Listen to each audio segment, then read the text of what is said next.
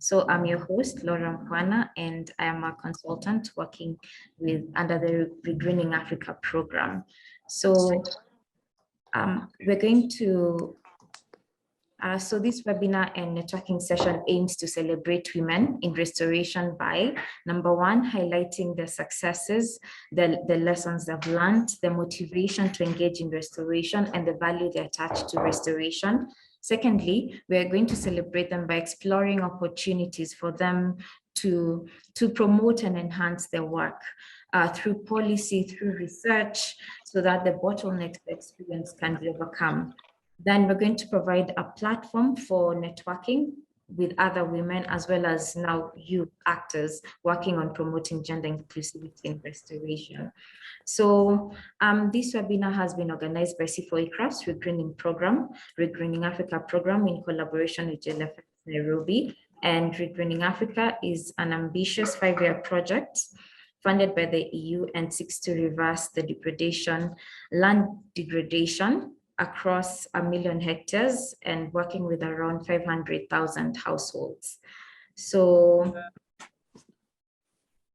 yeah, so today we have a very interesting program lined up for you, and the session is basically divided into 3 main segments. We're going to start with a plenary of women who are engaged in restoration on the ground, and they're going to share their experiences and success stories. There are also going to be some 2 presentations looking at the integration of gender considerations into research, into practice, and to policy. And lastly, we're going to have a networking session right at the end. So we'd really love it if you can stay until the very end. Yeah, in the interest of time, we'll just jump straight into the plenary. So our first speaker for the day is Judy Matu. Judy is the founder and national executive chairlady of the Association of Women in Agriculture, Kenya. Our campaign older women in agriculture and vulnerable mothers living in urban slums by training them on good agricultural practices for restoration, for their resilience to climate change, and more recently, to be able to overcome the COVID-19 pandemic. So some of the practices they train these women on are agroforestry, clean energy, and soil health. So Judy, welcome Judy. Please share with us the benefits that the women you work with, derive from agricultural landscape restoration, the value they get from it, and how our work is building the capacity of women to engage in restoration and influencing policy to ensure that they sit at the decision-making and policy tables. So welcome, Judy. Thank you, Laura. It is amazing to be in this platform. Actually, first and foremost, I want to really thank you for recognizing the work that we are doing in the counties with women farmers. And like you have rightfully introduced what we do at the Association of Women in Agriculture. Yes, we are doing what we can in our little way. And I believe every other person giving in their bits, then we create that synergy to restore the agricultural landscapes in Kenya. So at our work, we have been involved in several activities, and you have rightfully put them. And we don't only just focus on restoration, we also build the capacity through financial inclusion and market linkages, because sometimes, and most times actually, we discover that the women may have glut, surplus, and then we get into the challenge of food loss. And so that is also a challenge that we try to mitigate. We are also big on advocacy, where we push for policies, gender responsive policies, where we also look into a sector that is really, let me say, not prioritized, especially within the agriculture sector, and that is unpaid care and domestic work. And you wonder why and how an agriculture organization would be looking at that. Yes, it's because we are working with women. And women are the ones who bear the burden of care and domestic work. And if they are fully involved in this work, then they will have no time to focus on land restoration. And so it is good to also address some of those root causes. And Leah sent me a few questions to guide my presentation today.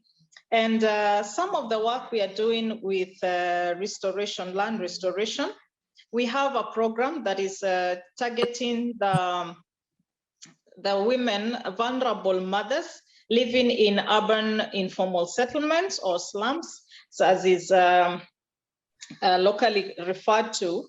And it's called Resilient Recovery for those vulnerable mothers. And this came about from the COVID-19, like Leah mentioned. And we are actually launching phase 2 on Friday in Mombasa. So those who are in Mombasa, I'm welcoming you right now. And in phase 1, we looked at, we targeted 1,500 direct beneficiaries, and these are mothers. Why mothers? Is because when you're focusing on a mother, then you're actually looking at an entire household. A mother does not come alone, and that's the title. And so when you're just targeting a mother, you're actually targeting a household, which includes the husband, includes the children, and sometimes it extends to the neighbors, therefore the community. And we had a very good uptake of about 75%. That was within the first phase. And we were training women on urban farming, turning those small spaces within the slums that are normally used for dumping into clean, green, and healthy gardens where they're growing vegetables and other quick growing crops. And then we're also teaching them on clean energy, which I'll not really dwell in much, where they're converting some of the bio-waste into briquettes. And those briquettes, they're using them for food processing. And in this case, we are looking at baking, where they are adding value to locally available starches and turning them into pastry. And this is an economic empowerment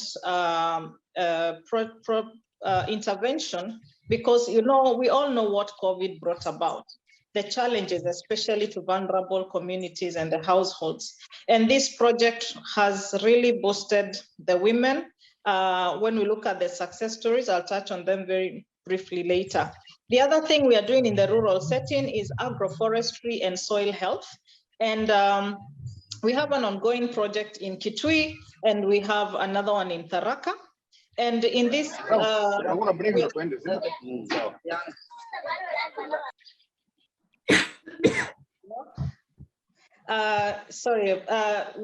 we are focusing on restoring agricultural landscapes through agroforestry and soil health. And so we are working very closely with CFAs, being the technical and research institute that will also work with the farmers in this journey.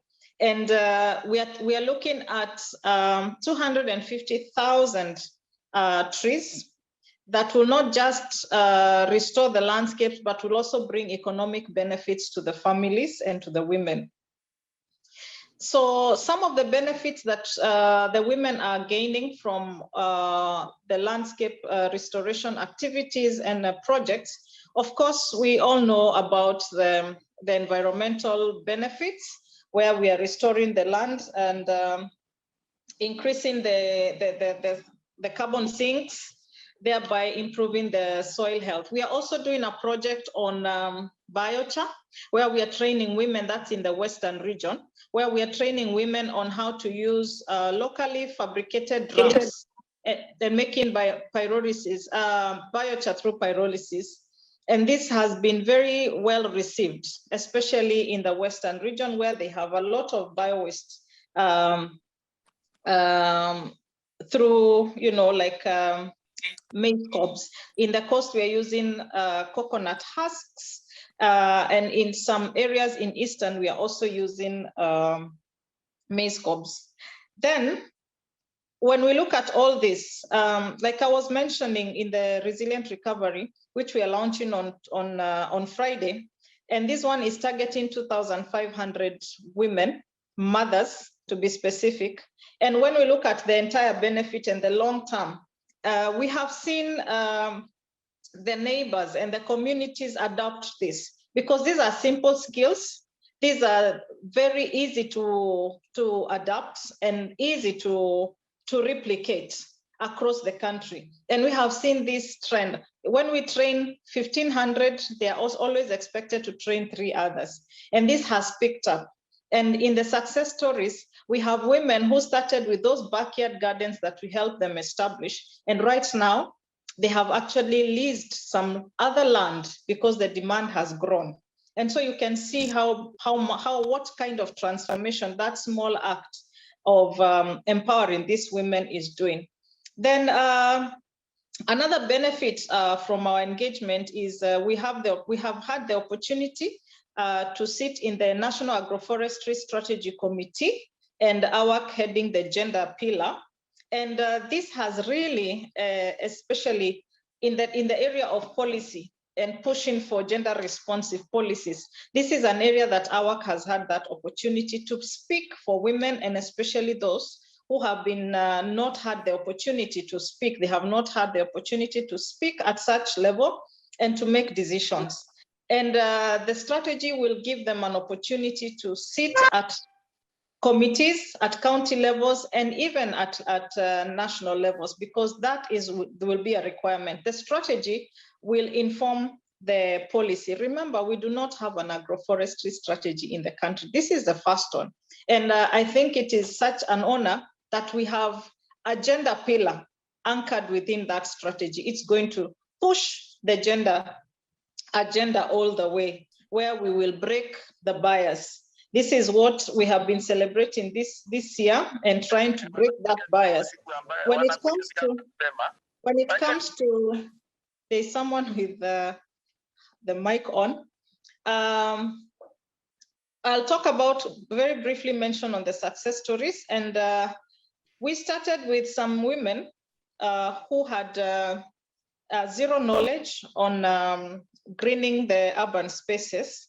And I have mentioned one where they are already leasing land to do that. And then in Tharaka, we have a group that has been doing agroforestry. And from the economic benefits of these trees, they had fruit trees.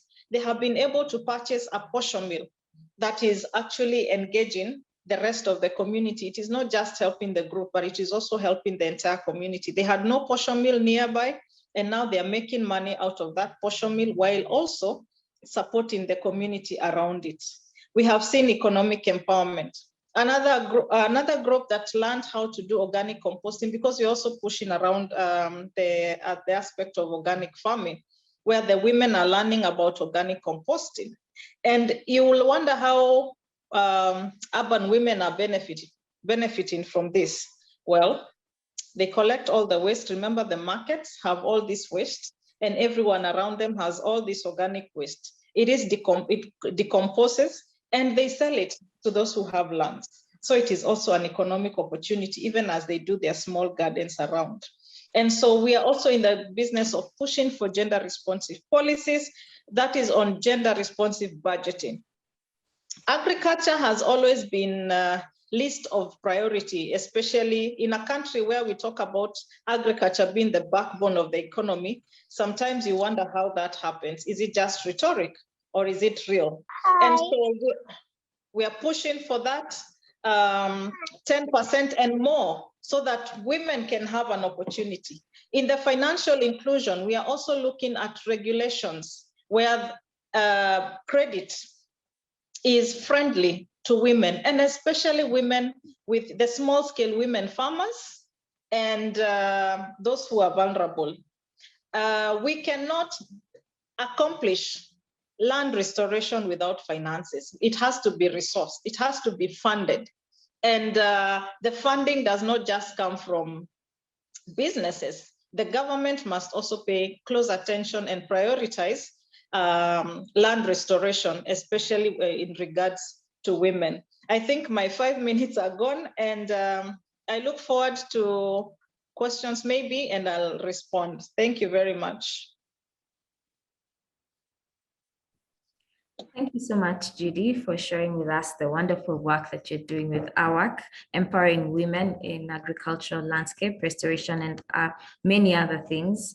So we'll go right next to our next speaker in this plenary. So I'd like to welcome our second speaker, Esther Wanza. Esther is the co-founder of Renewable Energy, and she's a renewable energy advocate, specifically advocating for gender mainstreaming in the energy sector. So Esther has supported over 150 women entrepreneurs in clean cooking and off-grid solar value chains. So Esther, welcome, and kindly share with us briefly about the work that you're doing and how your work is vital to landscape restoration, and also include how the women you're working with have benefited. Thank you so much, Laura, for the opportunity to share and contribute to this webinar. As you stated, I'm a renewable energy professional, currently working at Energy for Impact and a co-founder Renewable Energy, which is a startup focused on providing sustainable energy solutions to health centers. So you realize we can't talk about restoration without talking about renewable energy technologies. And my work has mainly been in the energy sector, supporting women in the clean cooking value chains. And the first project I'm going to talk about is the Scaling Women in Renewable Energy project, which we implemented in 2019-2020. And this project was implemented by Energy for Impact in central and eastern part of Kenya, with focus in Nyeri, Murang'a, Kirinyaga, Embu, Machakos, and Kitui. So the aim of this project was mainly to build the capacity of women in the clean cooking value chains and off-grid solar. That is both technical and business trainings, and also market linkages, financial linkages for these women to be able to grow their businesses. These women are not like the well-established businesses. They are those local women in the grassroots who just do business to generate income for their families. So we wanted to build a structure, kind of a business structure for these women, to know whatever they are doing, it's not only for profit, but the kind of change they are contributing to the society, to the communities, and to themselves. So when we talk about clean cooking, it's one of the key areas. I think when we're talking about restoration, they should bring it on board, because you find most people, whatever project they engage in is only tree planting, and they don't think about these sustainable solutions of how these forests, they are going to be managed, and how these forests, they are going to be protected. Because at the end of the day, that family will need a fire to cook, charcoal to use in their kitchen, and they'll go back to the forest to harvest, to make sure they have access to firewood and charcoal. So it's a key area which need to be emphasized by our governments, the private sector, to ensure that it's included in restoration matters. These women we've worked with, they've been able to help their communities. That is in terms of dissemination of improved cook stoves, which lead to reduced indoor pollution, which lead to reduced use of firewood and charcoal, ensuring that each family is able to use about 50% of what it used to spend when not using improved cook stoves.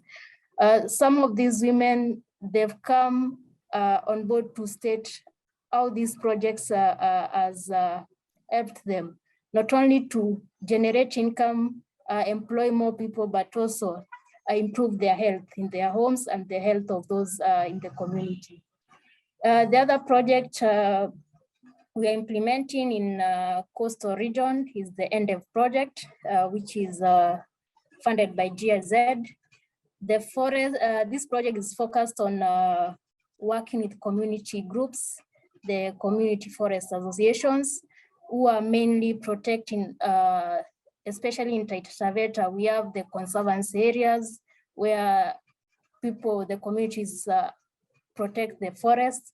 So we are trying to help those communities shift from using traditional methods of cooking to adopt new or modern methods of cooking to ensure that these forests they are conserving are being protected. And also they have businesses to generate income for their families and also for the community.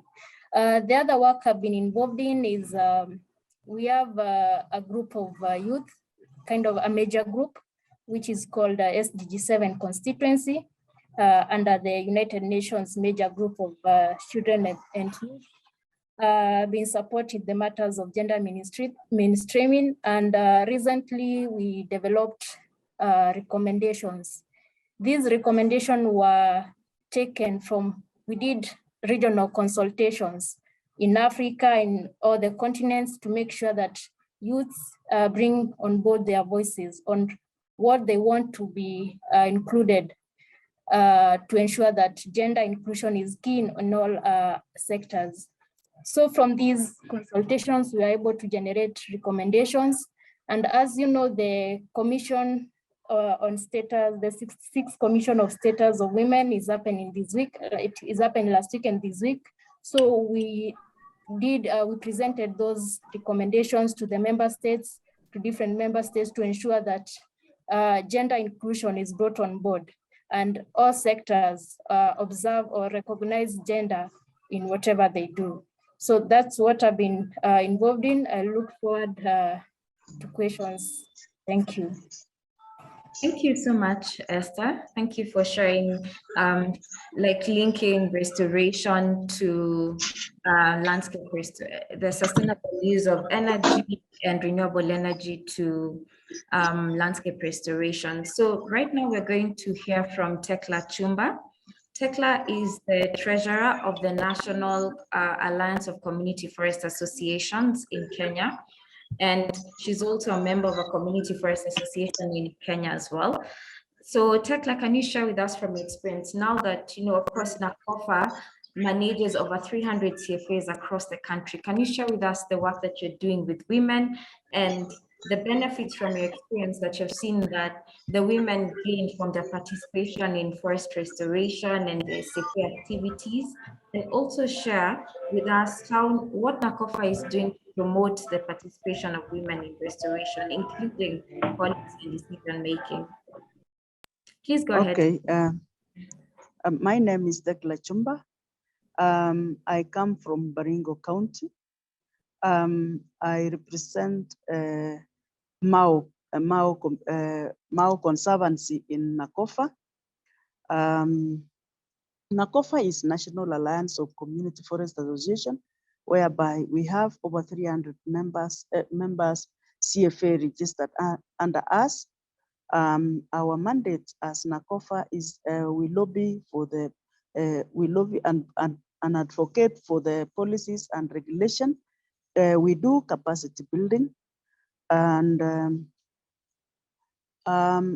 I also happen to be a member of Lembus Chemususu Community Forest Association, which is found in Eldama Ravine.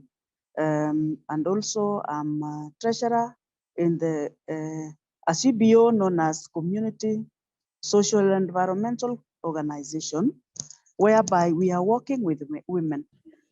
In the 300 CFAs, in registration, we found that women are leading in number in participating on conservation. We have realized that women are very active in tree nursery raising of trees and planting as well. A lot of women are attached to the conservation ever since, because we know that women normally get their herbal medicine from trees. They get they fetch firewood from forests, and also they get water from forests. So they are attached with forests. And that is why they come out in a massive number, because they know that without forests, there's no life. In Nakofa, we have managed to do capacity awareness, as in we've realized that that women are doing a lot, but when it comes to leadership, they are not given chance to lead, even in the CFAs. For many years, women have been left out, but we've tried as Nakofa to lobby the policies and the regulation to make sure that they adopt the leadership, giving out leadership to women, and whereby they adopt it, and we've seen that women are given chance. In the 5 officials, 2 must be women. 1 must be a person living with disability. That is a plus. That is what we've done to make women have a voice. Not like previously where they were seen but they could not be heard. I am saying that because an example is that we have a very active chairperson known as Boraf from Meru, and we have another active lady chairing Mount Elgon CFA, and we have another one chairing a station in Bomet, and several in Central Island. So we thank God for that, because we can see women are now strong.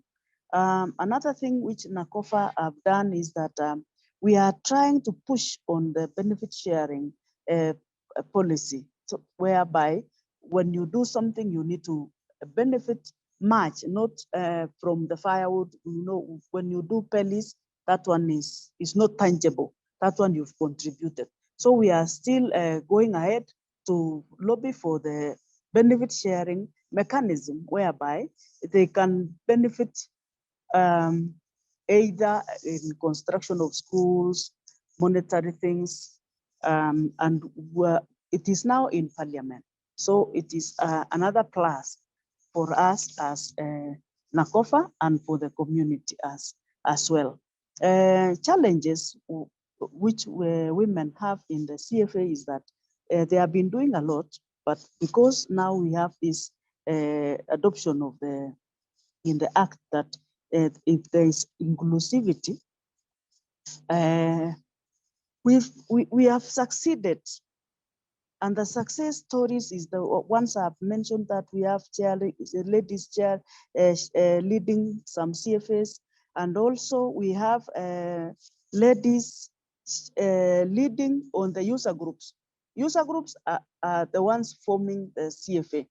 And in the user groups, women have gone as far as doing their own table banking to improve their livelihood. Because you know, when you are doing day-to-day tree racing, that one is something which you cannot say you are doing it today and get money tomorrow. So they have gone, they have been creative doing this table banking, whereby they can give out money, bring money with interest.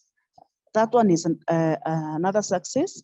Another success is that women have been supported to do the Chico liners, to have the Chico liners, whereby they cannot use a lot of firewood. And that one was supported through Nakofa, when we talk to some NGOs to support them. And we have identified some areas. It is not every area which we can cover, because a donor can be specific. A donor can say, I am supporting Mau.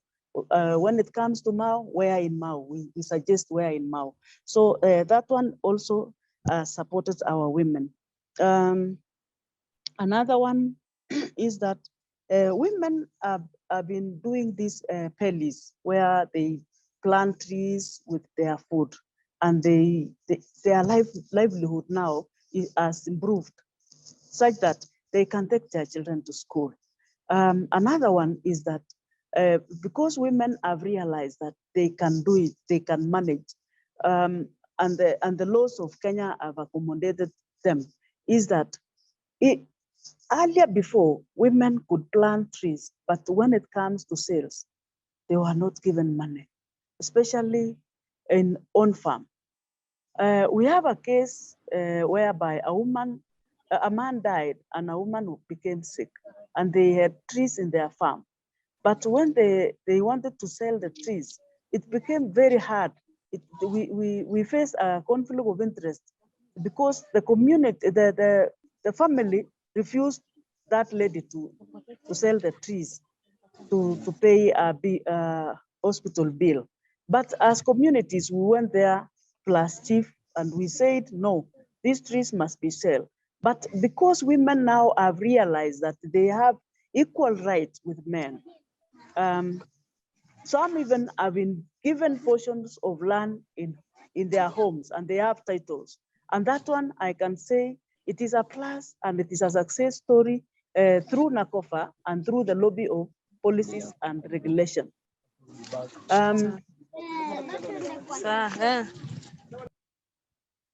Background is, we have a lot of noise.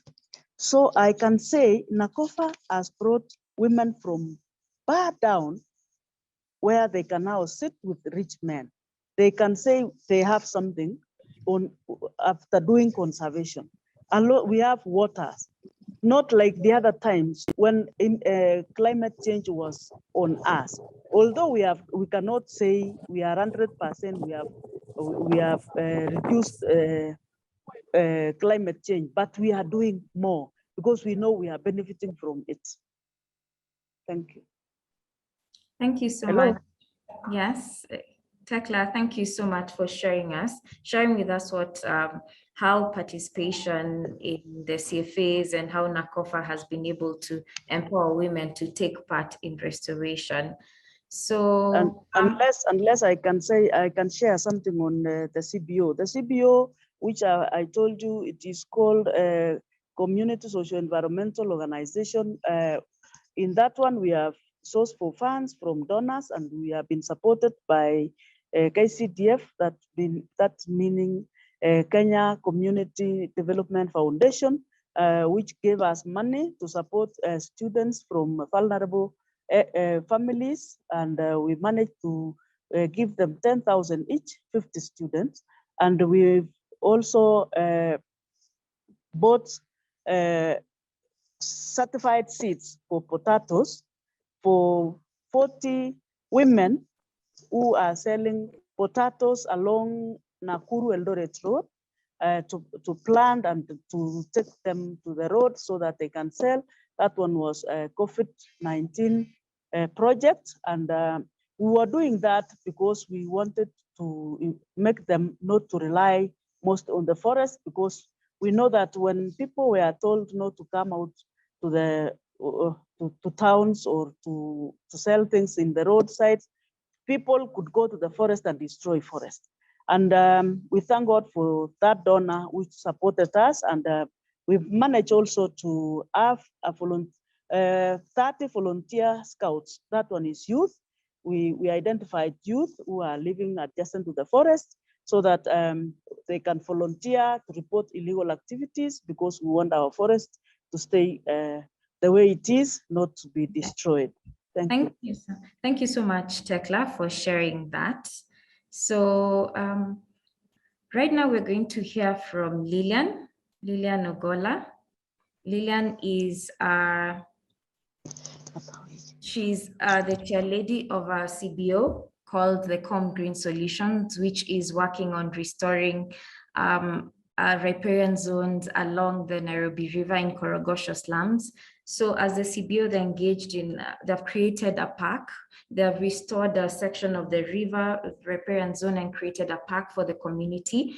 They have also engaged in urban gardening. They have a tree nursery, and they have several programs where they mentor young children and girls. Lilian, could you please share with us the work that you're doing? And Lilian is going to be helped to translate, because she's going to be speaking in Kiswahili by Emmanuel Gishuru. Yeah. So Lilian, please go ahead.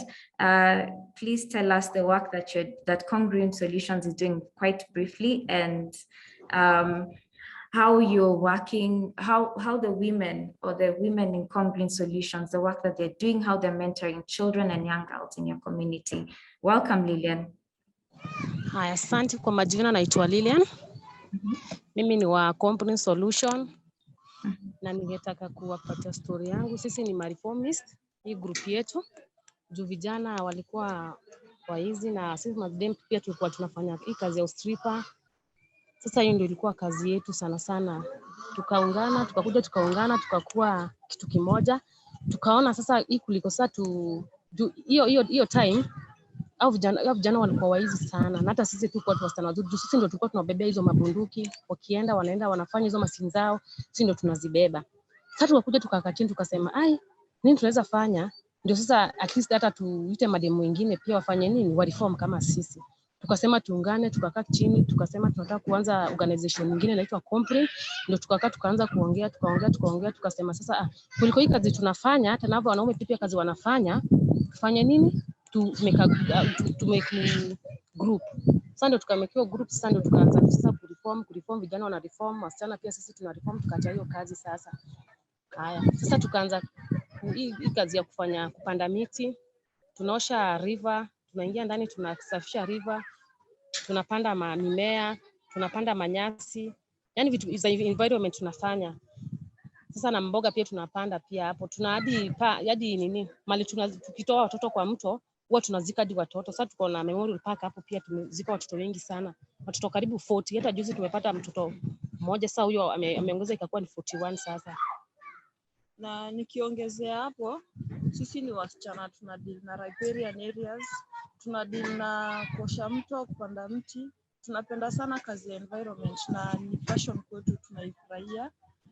Kuna bado tunafanyanga feeding program. Hiyo feeding program, kuna watoto wengi huku kwa street wanaenda kwa dump site. Sasa tuliona badala ya kwenda kwa dump site, wacha tuwalete pamoja, tuwapikiange chakula kila Saturday, tukiwafundisha about environment. Sasa hiyo time chakula inaiva, kuna mwalimu anawafundisha about environment na tunawatembeza hadi kwa park, tunaonesha umuhimu wa river, umuhimu wa environment. Au kama watoto tunawafundisha ni kupanda mti.